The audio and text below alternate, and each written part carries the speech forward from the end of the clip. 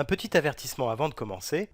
Dans cette vidéo, le segment AB est noté comme ça, AB entre crochets, mais dans certains pays, il peut être noté A, B entre crochets, comme ceci.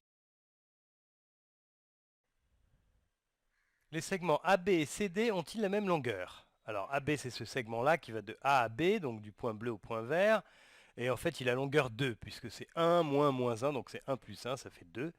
Et puis on voit assez facilement que CD, lui, c'est ce segment-là, du point C qui est en rose au point D qui est en jaune.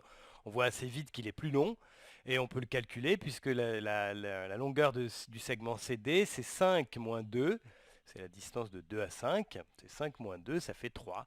Donc ils n'ont pas la même longueur. Alors non. Voilà. Alors on va en faire encore un. Les segments AB et CD ont-ils la même longueur? AB, alors là aussi on voit directement hein, que CD est plus long, il a l'air bien plus long que AB, puisque AB c'est celui-ci.